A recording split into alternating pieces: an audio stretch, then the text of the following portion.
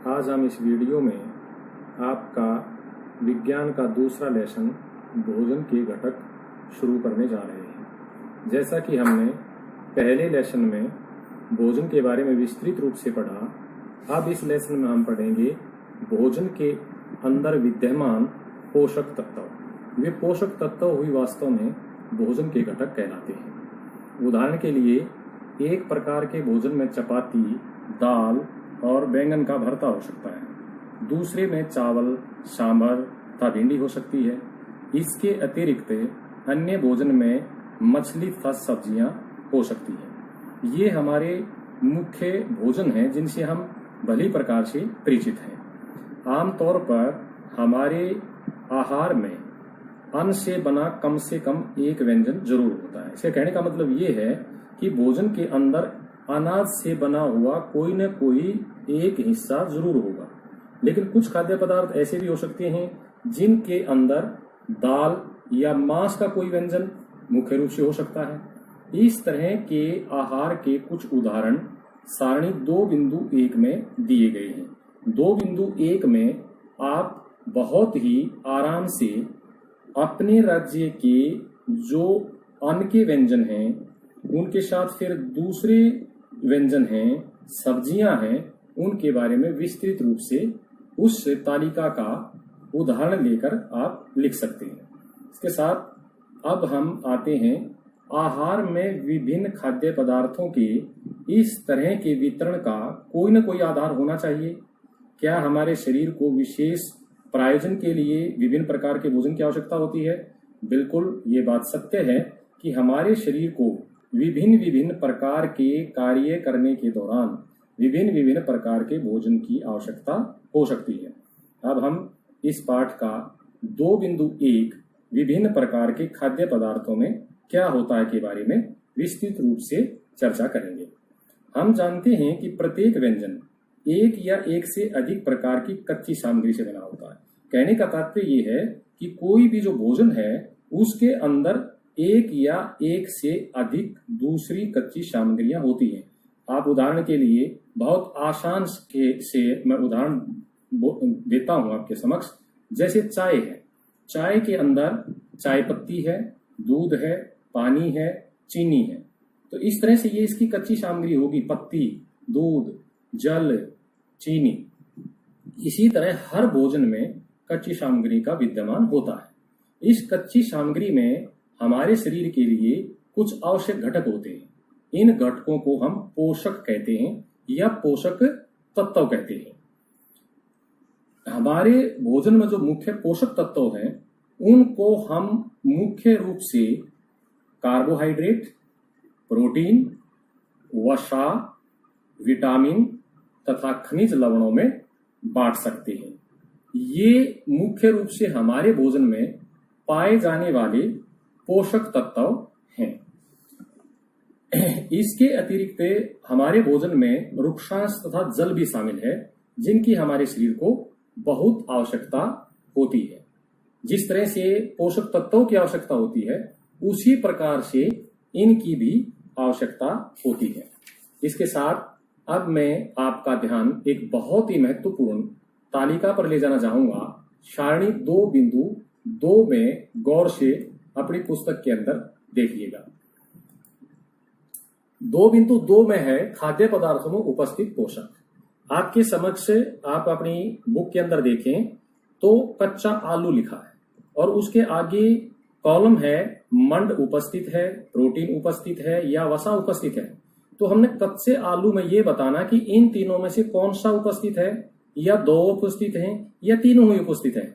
उदाहरण के लिए कच्चे आलू में मंड होता है, दूध में मंड भी होता है, प्रोटीन भी होते हैं, वसा भी होती है, मूंगफली में वसा होती है, बिना पके चावल में मंड होता है। यानी कि इस तरह से आप इस तालिका को अपनी बुक की ही हेल्प से बहुत ही अच्छी प्रकार से गौर करके भर सकते हैं और इससे आपको नॉलेज बढ़ेगी कि आपको पता लगेगा हमारे किस किस भोजन में इन तीनों मुख्य पोषक तत्वों में से घटकों में से कौन कौन से हैं। अब हम आते हैं 2.2 में विभिन्न पोषक हमारे शरीर के लिए क्या करते हैं। यानी कि जो पोषक तत्व हैं वो हमारे शरीर में क्या काम आते हैं, इस बारे में हम इसे में पढ़ेंगे। तो हमारे पास जैसे कि हमने अभी अभी पढ़ा था कि 4 मुख्य घटक हैं और 5वें स्थान पर हमने रुक्षांश और जल को भी सम्मिलित किया। इनमें कार्बोहाइड्रेट है, वसा है, प्रोटीन है, विटामिन है, जल और रुक्षांश है। तो इसके साथ अब हम इनको विस्तृत रूप से पढ़ेंगे। कार्बोहाइड्रेट मुख्य रूप से हमारे शरीर को ऊर्जा प्रदान करता है। आप ये कह सकते हैं कि कार्बोहाइड्रेट हमारे शरीर में ऊर्जा का मुख्य स्रोत है। वसा से भी ऊर्जा मिलती है। कार्बोहाइड्रेट की तुलना में वसा की समान मात्रा से हमें अधिक ऊर्जा प्राप्त होती है। कहने का मतलब ये है कि कार्बोहाइड्रेट से भी ऊर्जा मिलती है और वसा से मिलती है, लेकिन वसा में ऊर्जा की मात्रा ज्यादा होती है कार्बोहाइड्रेट की तुलना में। तीसरे नंबर पर आता है प्रोटीन। प्रोटीन की आवश्यकता शरीर की वृद्धि तथा स्वस्थ रहने के लिए होती है। प्रोटीन युक्त भोजन को प्राय शरीर वर्धक भोजन कहते हैं। जिस तरह से कार्बोहाइड्रेट और वसा को क्या कहा गया है, ऊर्जा का स्रोत, इसी तरह से प्रोटीन को कहा गया है शरीर वर्धक भोजन, यानी कि शरीर की वृद्धि करने वाला। चौथे पॉइंट पर आता है विटामिन। विटामिन रोगों से हमारे शरीर की रक्षा करते हैं। विटामिन हमारी आंख, अस्थियों, दांत और मसूड़ों को स्वस्थ रखने में भी सहायता करते हैं। विटामिन कई प्रकार के होते हैं जिन्हें अलग अलग नामों से जाना जाता है।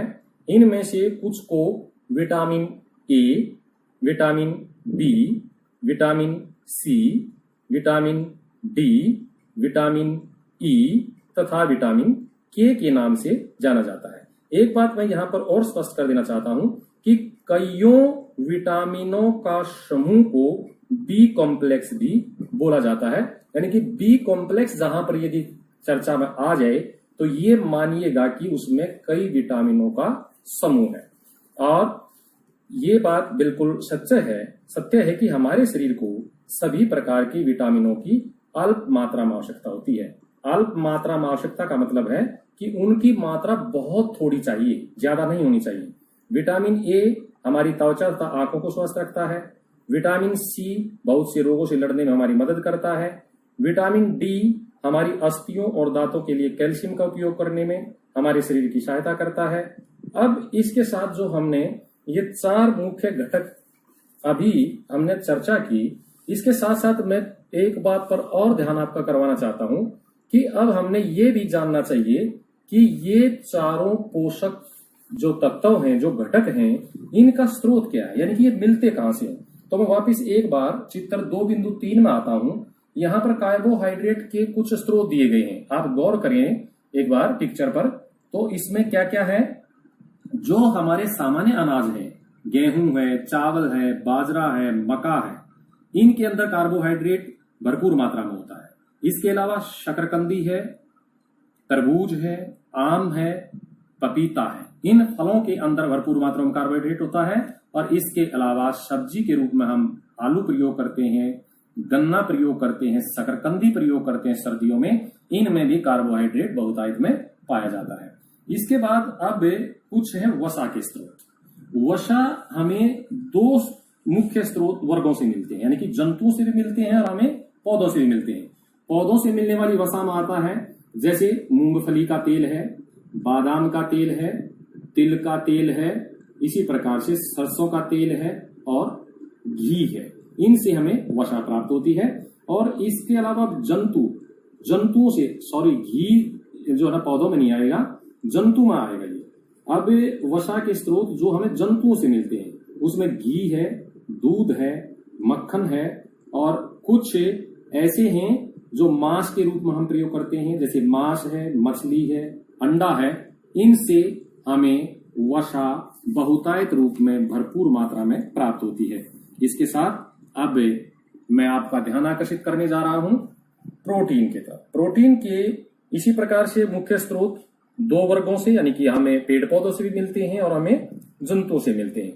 पेड़ पौधों से कौन से मिलते हैं, जैसे मटर, चना, मूंग, अरहर को तुअर की दाल भी कहते हैं, राजमा और सोयाबीन। इनसे हमें क्या मिलता है, प्रोटीन। अब प्रोटीन हमें जंतुओं से प्राप्त होता है। कौन कौन से उत्पादों से?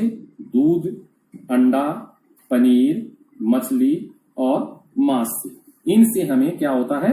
प्रोटीन का ये मुख्य स्रोत है। इसके साथ अब मैंने चौथे नंबर पर विटामिन का जिक्र किया था। तो विटामिन के मुख्य स्रोत क्या हैं, उनके बारे में देखें। मुख्य तौर से vitamin A, B, C, D, E और के होते हैं। तो यहां पर हम विटामिन ए के बारे में आपको बताते हैं कि मुख्य रूप से ये कहां से मिलता है।